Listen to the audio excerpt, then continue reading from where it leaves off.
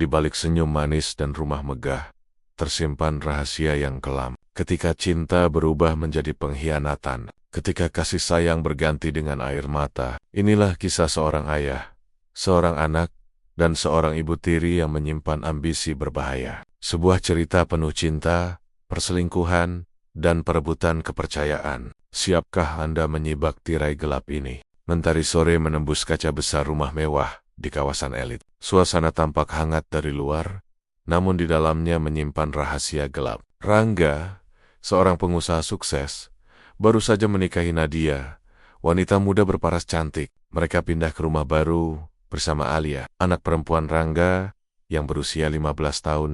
Bagi Rangga, rumah baru ini simbol awal kehidupan yang bahagia setelah perceraian dengan mantan istrinya. Namun bagi Alia, rumah itu terasa asing, dingin, dan penuh tatapan tajam dari wanita yang kini ia panggil ibu. Di meja makan malam pertama, Nadia tampil dengan senyum manis sambil menyajikan sup panas. "Silakan makan, Ayah." Alia, katanya lembut. Alia hanya menunduk. Ia tahu senyum itu palsu. Sejak pagi Nadia melarangnya menggunakan kamar atas dan memindahkan semua barangnya ke kamar kecil dekat gudang Alia. "Kenapa wajahmu masam begitu?" Tanya Rangga. "Tidak apa-apa, ya," jawab Alia pelan. Nadia menatap Alia dengan pandangan menusuk. Tatapan itu seolah berkata, "Jangan bicara apa-apa." Setelah makan, Rangga menerima telepon bisnis dan pergi ke ruang kerja. Nadia langsung berubah. Senyum manisnya hilang. "Kamu pikir aku suka tinggal serumah sama anak keras kepala?" bentaknya pada Alia. Alia terkejut. Aku tidak melakukan apa-apa, Bu." "Diam. Mulai sekarang, kamu harus patuh pada aturan aku. Kalau tidak, jangan harap kamu betah di sini," ujar Nadia dingin. Malamnya, Alia menangis di kamarnya yang sempit. Ia melihat foto ibunya yang sudah bercerai dari Rangga. "Aku ingin pulang ke Mama," bisiknya. Di sisi lain rumah, Nadia sedang mengirim pesan rahasia lewat ponselnya. "Dia sudah percaya aku sepenuhnya. Kita bisa ketemu besok malam," tulis Nadia pada seorang pria misterius bernama Arman. Pria itu membalas, "Hati-hati, Nat. Jangan sampai anak itu tahu." Namun Nadia tidak tahu bahwa Alia keluar kamar untuk mengambil air minum. Dari celah pintu, ia melihat bayangan Nadia sedang tertawa pelan sambil menyebut nama Arman. "Siapa itu? Kenapa Mama Nadia seperti itu?" pikir Alia dalam hati. Ketegangan memuncak ketika keesokan paginya, Rangga menemukan Alia menangis. "Ada apa, Nak?" Alia ragu. Sebelum sempat menjawab, Nadia muncul dan menyela. "Alia tidak suka rumah ini. Ya, dia sulit diatur. Aku sudah berusaha sabar." Rangga menatap Alia. "Benarkah begitu?" Alia terdiam. Ia takut kalau Nadia akan semakin kejam jika ia bicara. Pagi itu rumah terasa sunyi. Rangga sudah berangkat kerja lebih awal. Alia keluar dari kamarnya yang sempit, berusaha bersikap normal. Tapi di dalam hatinya, ia sudah bertekad. Ia harus tahu siapa Arman, pria yang disebet-sebet Nadia semalam. Alia berjalan ke dapur untuk membuat teh. Dari ruang tamu, ia mendengar suara Nadia berbicara di telepon dengan nada manja. "Besok malam, kita ketemu. Ya, aku sudah atur semuanya." Dia tidak akan curiga, suara Nadia terdengar jelas. Alia menahan napas di balik pintu dapur. "Benarkan dugaanku, dia punya pria lain," pikirnya. Tiba-tiba pintu dapur dibuka keras. "Kamu nguping, ya?" bentak Nadia. Alia gugup. "Teh tidak, Bu. Aku cuma mau bikin teh." Nadia mendekat, menatap tajam. "Jangan macam-macam. Ya, apa yang kamu dengar tadi, jangan sampai keluar dari mulutmu. Kalau tidak, kamu akan menyesal." Alia terdiam, menggenggam gelas sampai tangannya gemetar. Di sekolah, Alia curhat pada sahabatnya Rani. "Aku curiga ibu tiriku selingkuh. Dia sering telepon pria bernama Arman," kata Alia pelan. "Ronik." "Ya Tuhan, Alia, kamu hati-hati. Orang kayak gitu berbahaya." "Kamu punya bukti?" Alia menggeleng. "Belum, tapi aku mau cari tahu." Rani lalu memberi ide. "Kamu bisa rekam dia diam-diam, atau cek HP-nya kalau ada kesempatan." Alia mengangguk, meski hatinya takut. Malam itu Rangga mengajak seorang klien bisnis makan malam di rumah. Nadia berdandan mewah, berperan jadi istri yang lembut. Wah, Istri Anda cantik dan pintar masak, puji klien itu. Rangga tersenyum bangga. Nadia memang luar biasa. Alia hanya diam di sudut ruang makan, menahan kesal melihat kepalsuan itu. Ketika Alia akan membersihkan meja, Nadia berbisik dengan nada mengancam. Jangan bikin malu aku di depan tamu. Kalau kamu berani buka mulut, aku kirim kamu ke asrama jauh. Alia menelan ludah, lalu mengangguk. Keesokan paginya, Alia menemukan sebuah amplop di meja rias Nadia saat Nadia sedang mandi. Di atasnya tertulis, untuk Arman. Di dalamnya ada foto Nadia berpelukan dengan seorang pria di restoran. Alia, ini bukti! Tiba-tiba Nadia keluar dari kamar mandi. Alia panik, menyembunyikan amplop itu di balik bukunya. Alia, kamu ngapain di kamarku? Aku cuma mau minta parfum. Alia berbohong. Nadia menatapnya curiga, tapi membiarkannya keluar. Wajahnya merah, tanda marah menahan diri. Siang harinya, Nadia mendatangi Alia di kamarnya. Kamu sudah keterlaluan. Kamu pikir aku nggak tahu kamu buka-buka barangku? Alia pura-pura tidak mengerti. Aku nggak ngerti, Bu. Nadia menampar meja keras. Jangan bohong. Sekali lagi kamu macam-macam, aku kirim kamu ke panti asuhan. Alia menahan air mata. Kenapa Mama begitu kejam sama aku? Nadia mendekat, berbisik. Karena kamu penghalang kebahagiaan aku. Ingat itu? Malamnya Alia menghubungi ibunya diam-diam lewat ponsel lama. Bu, aku nggak tahan di sini. Mama Nadia jahat. Suaranya gemetar. Di seberang, suara ibunya tenang tapi khawatir. Alia sabar. Ya, Mama lagi berusaha bicara sama papa kamu. Alia menutup telepon dengan mata berkaca-kaca. Tidak, aku nggak bisa diam saja. Aku harus bongkar rahasianya. Tekadnya. Hari Sabtu sore, Rangga mendapat panggilan mendadak dari kantor. Meninggalkan rumah hanya dengan pesan singkat pada Nadia.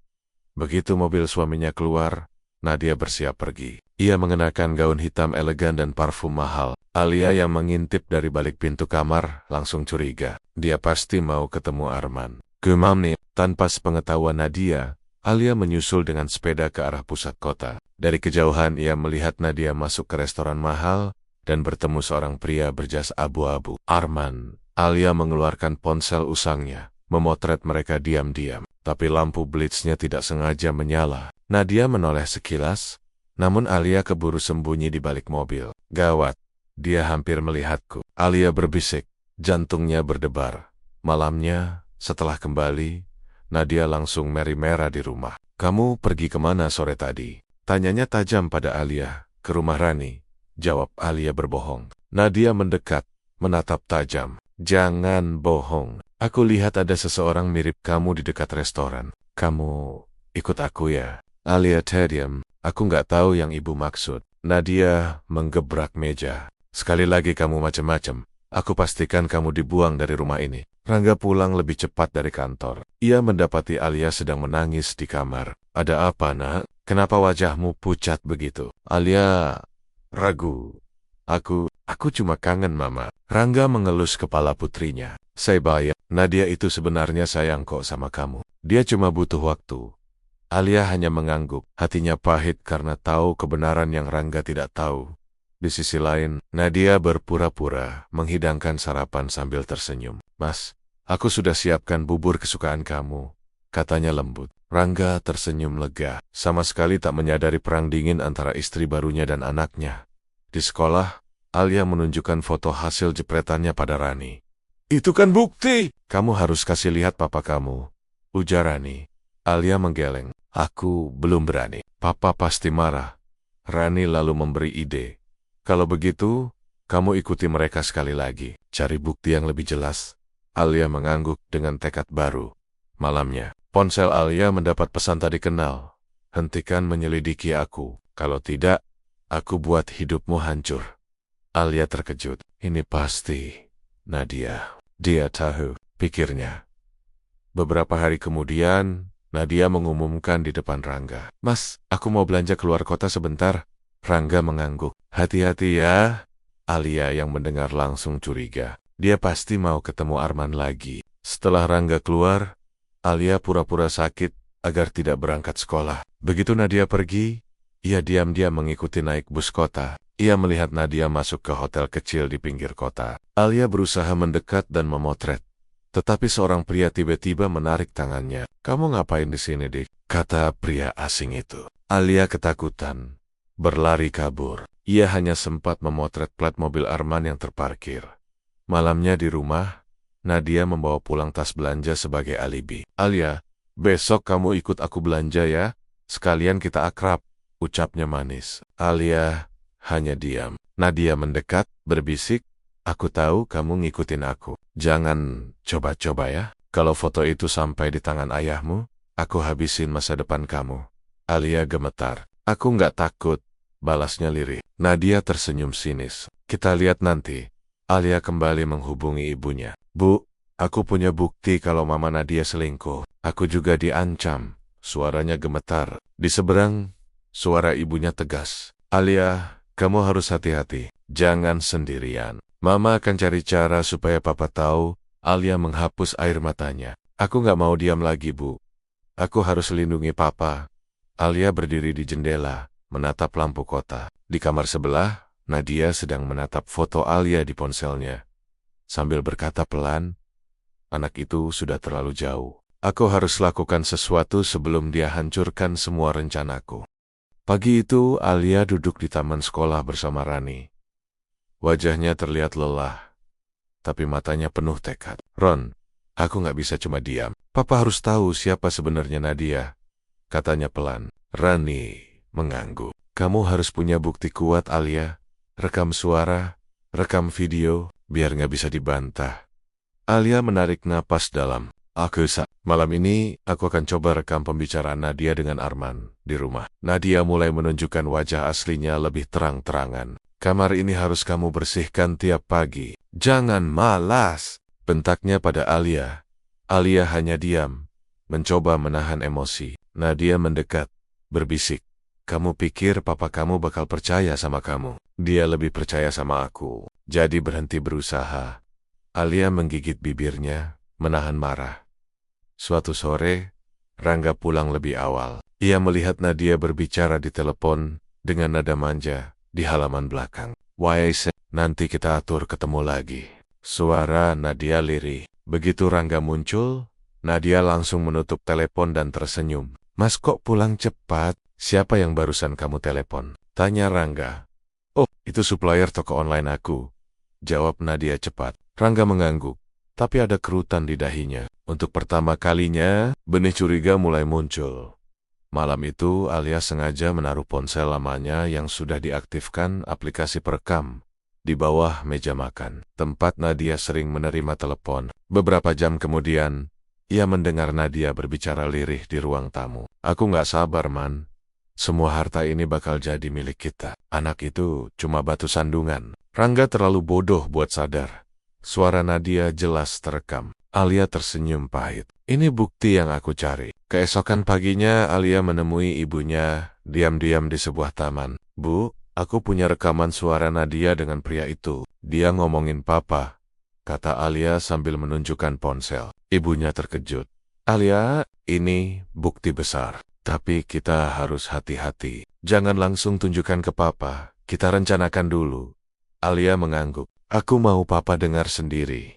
Alia mengusulkan ide pada ibunya lewat telepon. Mereka berencana membuat Rangga mendengarkan rekaman itu tanpa Nadia sadari. Namun Nadia rupanya juga punya rencana. Ia mengajak Rangga makan malam di luar rumah untuk mengalihkan perhatian. "Mas, malam ini kita makan di restoran favorit kamu yuk." "Loh, mendadak sekali. Tapi boleh juga," jawab Rangga. Alia yang mendengar itu langsung gelisah. Kalau Papa pergi sama dia, aku susah kasih bukti. Ketika Rangga sedang bersiap pergi, Alia memberanikan diri. "Yah, aku mau ngomong penting."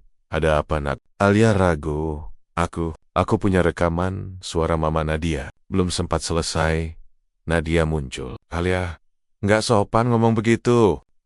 Rangga menatap bingung. "Ada apa ini?" Nadia menarik tangan Rangga. "Mas, jangan dengerin omongannya anak kecil. Dia cemburu sama aku." Alia berteriak lirih. "Ya, tolong dengerin aku dulu." Tapi Rangga sudah diajak keluar oleh Nadia. Alia menangis di depan pintu. Rani datang menjemputnya. "Kamu harus kuat, Alia. Ini belum selesai."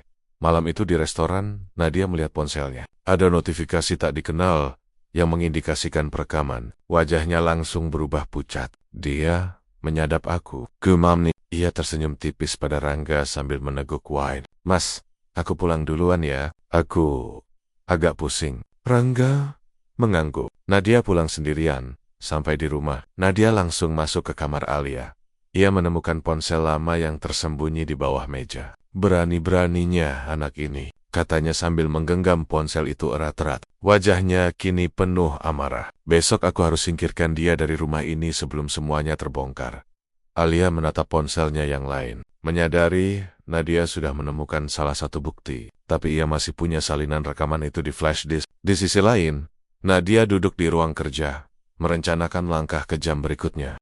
Pagi itu Nadia duduk di ruang kerja Rangga sambil memegang ponsel lama Alia yang ia temukan kemarin malam. Wajahnya gelap. Anak ini sudah terlalu jauh. Kalau Rangga tahu, semua rencana aku berantakan, gumamnya. Ia kemudian menghubungi Arman. Man, kita harus cepat. Anak itu punya bukti. Aku akan bikin dia terlihat bersalah di depan Rangga. Arman menjawab dari seberang. Kamu yakin bisa? Nadia tersenyum sinis. Percaya sama aku. Saat Rangga pulang kerja, Nadia mendekatinya dengan wajah sedih. Mas, aku nggak tahu harus gimana lagi sama Alia, katanya sambil menahan air mata palsu. Rangga bingung. Kenapa? Ada apa lagi? Alia sering membuka barang-barangku. Nyari masalah. Aku bahkan curiga dia mencuri uang di dompet aku. Rangga kaget. Apa? Alia mencuri? Nadia mengangguk. Aku nggak mau nuduh tanpa bukti, Mas. Tapi lihat ini. Ia mengeluarkan dompetnya yang sengaja ia kosongkan. Rangga terdiam. Benih kecurigaan pada Alia muncul. Malamnya Rangga memanggil Alia. Alia, Papa mau tanya. Kamu ambil uang Mama Nadia? Alia kaget. Apa? Enggak, aku nggak pernah ambil apa-apa. Rangga menghela napas. Papa cuma tanya. Nadia menatap Alia tajam. Jangan bohong, Alia. Kamu sudah kelewatan. Alia Aku nggak bohong. Rangga gelisah melihat keduanya saling tuduh. Alia lalu menunjukkan flash disk kecil yang ia sembunyikan di dalam boneka. Ya, aku punya bukti. Ini rekaman suara Mama Nadia dengan pria lain, katanya lirih. Rangga kaget. Sebelum Alia sempat menyalakan, Nadia langsung merebut flash disk itu. Mas, jangan dengerin anak ini. Dia teriak Nadia. Rangga mencoba menenangkan. Nadia, tolong tenang. Nadia dengan cepat memasukkan flash disk ke sakunya dan berlari ke kamar. Alia menengges. Papa nggak percaya aku. Nadia mengambil langkah lebih berani. Di depan Rangga ia berkata, Mas, aku nggak sanggup lagi. Alia harus tinggal di asrama saja. Aku sudah carikan sekolah berasrama. Rangga terdiam lama. Alia yang mendengar itu histeris. Papa, jangan kirim aku ke asrama. Aku belum jelasin semuanya. Nadia pura-pura sedih. Mas, aku cuma mau kebaikan dia. Biar dia disiplin. Rangga menatap Alia dengan wajah campur aduk. Papa butuh waktu mikir. Malamnya Alia menghubungi ibunya. Bu, Mama Nadia mau kirim aku ke asrama. Flash disk. Aku direbut. Aku nggak punya bukti lagi. Ibunya, Alia, kamu jangan panik. Mama akan datang ke rumah besok. Kita hadapi mereka sama-sama. Alia mengangguk. Aku nggak mau kalah, Bu. Di sisi lain, Nadia di kamarnya membuka flash disk itu. Begitu mendengar rekamannya sendiri, wajahnya memucat. Ini bisa menghancurkan aku, gumamnya. Tanpa pikir panjang, ia melempar flash disk ke dalam perapian kecil di balkon dan membakarnya sampai habis. Habis sudah bukti kamu, Alia, katanya sambil tersenyum puas. Paginya Rangga memandangi Alia yang duduk termenung di teras. Ia teringat wajahnya sendiri waktu kecil, ketika ibunya dituduh mekam-mekam oleh ibu tirinya dulu. Kenapa aku merasa ada yang gak beres? Pekannya, ia lalu mengingat telepon Nadia beberapa waktu lalu yang terdengar manja. Apa benar semua ini salah Alia? Alia dan ibunya bertemu di luar rumah. Bu, aku siap hadapi mereka, kata Alia dengan mata penuh air mata tapi juga keberanian. Sementara di dalam rumah, Nadia menatap foto dirinya dengan Arman di ponsel, sambil berkata pelan, Alia harus disingkirkan sebelum Rangga tahu semua. Pagi itu udara rumah Rangga terasa tegang. Alia duduk di teras sambil menunggu. Dari ujung jalan terlihat seorang wanita datang dengan mobil. Risma, ibunya Alia. Begitu turun dari mobil, Risma langsung memeluk Alia. Kamu kurus sekali, nak. Mama nggak tahan lihat kamu begini. Alia menahan tangis. Bu, Mama Nadia mau kirim aku ke asrama. Dia jahat banget. Dari dalam rumah, Nadia muncul sambil tersenyum tipis. Wah, tamu tak diundang datang juga. Katanya sinis. Risma menatap tajam. Aku datang karena anakku disakiti. Rangga pulang lebih awal dan kaget melihat Risma di ruang tamu. Risma, kenapa kamu tiba-tiba datang? Risma berdiri. Aku mau bicara serius, Mas, tentang anak kita. Nadia memotong. Mas, jangan dengerin dia. Dia cuma mau memanas-manasi. Rangga menghela napas. Kita semua duduk dulu. Bicarakan baik-baik. Mereka bertiga duduk. Alia di samping ibunya. Risma membuka suara. Mas, Alia cerita banyak hal tentang istri barumu. Dia diancam, difitnah mencuri, bahkan mau dikirim ke asrama. Nadia tertawa kecil. Lucu ya? Aku yang jaga dia malah dituduh begitu. Alia berani bicara, Papa. Aku nggak bohong. Mama Nadia selingkuh sama pria namanya Arman. Aku punya bukti, tapi diambil sama dia. Rangga kaget menatap Nadia. APA Bena. Nadia berdiri. Mas, anak ini sudah terlalu jauh. Dia cemburu. Dia mau memisahkan kita. Rangga terdiam. Kata-kata Alia mengingatkannya pada telepon misterius Nadia beberapa waktu lalu. Apa aku yang bodoh? Gumamnya dalam hati. Risma menyerahkan ponsel Alia. Mas, memang flash disk dibakar. Tapi Alia sempat kirim salinan rekaman ke ponselku. Dengarkan sendiri. Nadia, jangan mas. Rangga menerima ponsel itu dan memutar rekaman. Suara Nadia sendiri sedang bicara pada Arman tentang harta Rangga dan menyebut Alia sebagai batu sandungan. Rangga terpaku. Suara itu jelas suara istrinya. Begitu rekaman selesai, Nadia langsung merebut ponsel Risma. Kalian berdua licik. Terry. Risma berdiri. Ini bakti. Jangan lagi kamu sakiti anakku. Nadia mendekati Alia. Kamu berani menjebak aku ya? Alia ketakutan tapi berusaha tegar. Aku cuma mau papa tahu kebenaran. Rangga akhirnya berdiri dengan wajah marah. Nadia, apa ini benar? Nadia mencoba menangis. Mas, aku butuh perhatian. Rangga menatap tajam. Jawab yang jujur. Nadia berteriak. Iya, aku memang bersama Arman. Tapi karena Mas sibuk terus, aku sendirian. Rangga menutup wajahnya dengan tangan. Kecewa, Arman tiba-tiba muncul di depan rumah. Tak sengaja datang karena Nadia mengirim pesan sebelumnya. Begitu melihat banyak orang, Arman mundur. Tapi Rangga sudah keluar. Jadi, ini orangnya? Teriak. Arman berusaha kabur. Tapi Risma mengambil foto cepat untuk bukti tambahan. Nadia panik. Man, pergi sekarang. Arman lari meninggalkan mobilnya di ruang tamu. Rangga duduk lemas. Aku tidak menyangka. Risma memeluk Alia. Sudah mas, yang penting Alia selamat. Alia menangis. Papa, Rangga mengelus kepala putrinya. Maafkan Papa nak, Papa buta selama ini. Nadia berdiri di sudut ruangan. Wajahnya campur aduk antara marah dan takut. Mas, jangan ceraikan aku, katanya pelan. Rangga menatapnya dingin. Aku butuh waktu untuk memutuskan. Nadia mengemasi sebagian barangnya diam-diam. Kalau aku tinggal di sini, aku bisa hancur. Aku harus kabur sebelum semuanya terlambat. Gumamnya sambil menghubungi Arman lewat nomor baru. Aku akan susul kamu. Kita kabur sama-sama, jawab Arman. Nadia tersenyum pahit. Rangga pikir dia sudah menang. Belum. Alia tidur di pangkuan ibunya setelah menangis. Rangga berdiri di depan jendela, menatap langit malam. Hatinya hancur. Di jalan sepi, Nadia terlihat mengendarai mobil diam-diam menuju tempat pertemuan rahasia dengan Arman. Malam itu, Nadia berhenti di sebuah villa kecil di luar kota. Arman sudah menunggu di dalam dengan wajah panik. Kenapa kamu nekat datang ke rumah tadi? Bentak Nadia. Aku pikir kita bisa jemput barang-barangmu, tapi aku lihat mantan istrimu dan anak itu ada di sana, jawab Arman. Nadia menatap tajam. Aku hampir ketahuan semua. Rangga sudah dengar rekaman kita. Arman menghela napas. Kita harus cepat kabur. Uang yang kamu simpan masih ada kan? Nadia membuka tasnya, menumpahkan uang tunai dan perhiasan. Masih, tapi aku nggak mau cuma kabur. Aku mau Rangga hancur. Di rumah, Rangga duduk termenung. Risma dan Alia berada di ruang keluarga. Papa minta maaf nak.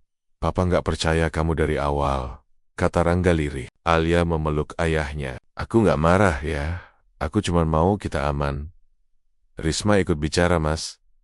Kita harus lapor polisi. Nadia dan Arman sudah jelas niatnya. Rangga mengangguk pelan. Aku akan lapor, tapi aku juga takut mereka nekat. Di villa, Nadia menyusun rencana. Ia memotret beberapa dokumen penting milik Rangga yang sempat ia bawa diam-diam, kontrak bisnis, nomor rekening, foto pribadi. Aku akan bikin dia bangkrut. Semua sahamnya akan hancur, gumam Nadia. Arman ragu. Kamu ya, kalau kita ketahuan bisa masuk penjara. Nadia menatapnya tajam. Aku nggak peduli. Anak itu dan Risma harus bayar mahal. Esok paginya, Rangga menerima telepon dari nomor tak dikenal. Suara di seberang terdengar samar. Kalau kamu mau anakmu selamat, jangan coba-coba lapor polisi. Rangga kaget. Siapa ini? Telepon langsung ditutup. Rangga panik. Menatap Alia yang sedang sarapan. Risma memegang tangan Rangga. Mas, tenang. Itu pasti Nadia. Dia cuma menggertak. Alia menatap ayahnya. Papa, jangan takut. Kita harus berani. Rangga akhirnya memutuskan melapor. Polisi datang ke rumah untuk mengambil keterangan. Bapak punya bukti ancaman? Tanya seorang petugas. Rangga menunjukkan rekaman dan foto mobil Arman. Petugas mengangguk. Kami akan menyelidiki. Tolong jangan pergi jauh-jauh dulu. Alia berbisik pada ibunya. Aku takut Mama Nadia datang lagi. Risma mengelus bahunya. Tenang nak, kita di sini bareng. Beberapa hari kemudian, Alia menerima pesan WhatsApp dari nomor asing. Alia, Mama mau ketemu kamu sekali saja. Mama mau minta maaf. Datang ke taman dekat sekolah jam 5 sore. Alia bimbang. Ia tunjukkan pesan itu pada Rani. Ini jelas jebakan Alia, kata Rani. Tapi Alia ingin mendengar sendiri. Aku harus tahu apa maunya. Sore itu, Alia datang ke taman dengan hati-hati. Di kejauhan ia melihat Nadia berdiri, memakai kacamata hitam. Alia, suara Nadia lirih. Alia menahan diri. Apalagi yang Mama mau? Nadia mendekat. Aku cuma mau kita berdamai. Papa kamu terlalu percaya Risma. Alia menggeleng. Aku nggak percaya Mama lagi. Tiba-tiba dari belakang muncul Arman. Ia mencoba menarik tas Alia. Cepat kita pergi dari sini. Desis Arman ke Nadia. Alia menjerit. Tolong. Beberapa orang di taman menoleh. Alia berlari menjauh. Nadia panik. Arman bodoh. Kita jadi ketahuan. Terry. Mereka berdua kabur naik motor. Alia kembali ke rumah dengan gemetar. Papa, Mama Nadia mau culik aku. Rangga kurang ajar. Polisi datang lagi setelah mendapat laporan saksi di taman. Kami sudah dapat petunjuk keberadaan mereka. Bersiaplah, kami akan tangkap mereka, kata petugas. Risma memeluk Alia erat-erat. Mama janji kita akan selamat. Di villa, Nadia melempar ponselnya ke dinding. Semua gagal. Anak itu selamat. Aman. Polisi pasti cari kita. Kita harus pergi lebih jauh. Nadia menatap kosong. Aku nggak bisa kehilangan semuanya begitu saja. Ia menangis, tapi kemudian tersenyum tipis. Kalau aku jatuh, mereka semua ikut jatuh. Rangga menggenggam tangan Alia di ruang keluarga. Papa janji, semua ini akan selesai. Sementara di kejauhan, mobil polisi melaju cepat menuju villa, tempat Nadia dan Arman bersembunyi. Pagi buta, Rangga dan Risma duduk bersama petugas kepolisian di ruang tamu. Kami sudah menemukan lokasi persembunyian Nadia dan Arman. Mereka di sebuah villa di luar kota, kata petugas. Rangga menggenggam tangan Alia. Papa janji, nak, ini akan segera selesai. Alia menatap ayahnya. Aku cuma mau kita tenang lagi, ya. Di villa, Nadia memasukkan uang dan perhiasan ke koper. Polisi pasti datang. Kita harus keluar malam ini, kata Arman cemas. Nadia menatapnya tajam. Aku nggak mau kabur seperti pengecut. Aku harus bicara dengan Rangga sekali lagi. Arman gelisah. Kamu gila, mereka sudah punya bukti. Nadia tersenyum pahit. Aku nggak peduli. Aku mau Rangga dengar kata-kata terakhirku. Rangga menerima telepon dari nomor tak dikenal. Suara Nadia di seberang. Mas, kalau mau semua ini selesai, datang ke villa tempat kita dulu pernah liburan. Sendirian. Rangga menoleh pada polisi. Petugas mengangguk. memberi isyarat mereka akan mengawasi dari jauh. Rangga menghela napas. Baik, aku akan datang. Alia memegang lengan ayahnya. Papa hati-hati. Malam itu Rangga tiba di villa. Lampu redup. Nadia berdiri di ruang tengah dengan gaun hitam. Wajahnya lelah, namun masih anggun. Arman di sudut ruangan, memegang koper. Mas, suara Nadia bergetar. Kenapa kita jadi begini? Rangga menatapnya dingin. Kamu yang memilih jalan ini, Nat. Kamu sakiti anakku. Nadia tertawa getir. Aku cuma mau bahagia. Kamu sibuk terus, aku kesepian. Rangga menahan emosi. Kesepian bukan alasan menghancurkan keluarga. Arman maju. Kita pergi sekarang, Nat. Tiba-tiba pintu terbuka keras. Polisi masuk dengan senjata siap siaga. Nadia, Arman, Anda berdua ditangkap atas dugaan penipuan, ancaman, dan percobaan. Arman panik, mencoba kabur lewat jendela, tapi berhasil ditangkap. Nadia hanya terdiam, air mata jatuh. Aku kalah, gumamnya. Di rumah, Alia duduk di pangkuan ibunya, menunggu kabar. Bu, apa papa selamat? Risma mengelus rambutnya. Tenang, Nak, papa dikelilingi polisi. Beberapa jam kemudian telepon berbunyi. Rangga di seberang suiranya, Liga. Alia, papa baik-baik saja. Mereka sudah ditangkap. Alia menangis lega. Terima kasih, Tuan. Beberapa minggu kemudian, Rangga duduk di ruang sidang. Nadia hadir dengan pengacara. Wajahnya pucat, lebih tua dari sebelumnya. Hakim bertanya singkat, Saudara Rangga, apakah Anda tetap ingin bercerai? Rangga mengangguk. Ya, Yang Mulia. Nadia menunduk. Air matanya jatuh. Aku menyesal. Hakim mengetukkan palu. Perceraian dikabulkan. Di rumah baru yang lebih sederhana, Rangga, Alia, dan Risma makan bersama. Papa minta maaf, Nak, kata Rangga. Alia tersenyum kecil. Yang penting sekarang kita bersama lagi. Risma memegang tangan Rangga. Kita mulai dari awal. Alia menatap keluar jendela. Teringat semua yang ia lalui. Aku kuat karena Mama dan Papa akhirnya percaya, bisiknya. Di penjara, Nadia duduk di kursi besi, memandang kosong. Di tangannya, ada foto lama dirinya, bersama Rangga dan Alia saat awal menikah. Aku hancur karena ambisi sendiri, gumamnya, lirih. Sementara itu Arman berjalan melewati selnya, tanpa menoleh. Rangga, Alia dan Risma berjalan di taman bersama. Matahari sore hangat menyinari mereka. Alia menggenggam erat tangan ayahnya. Merasa beban beratnya selama ini perlahan hilang.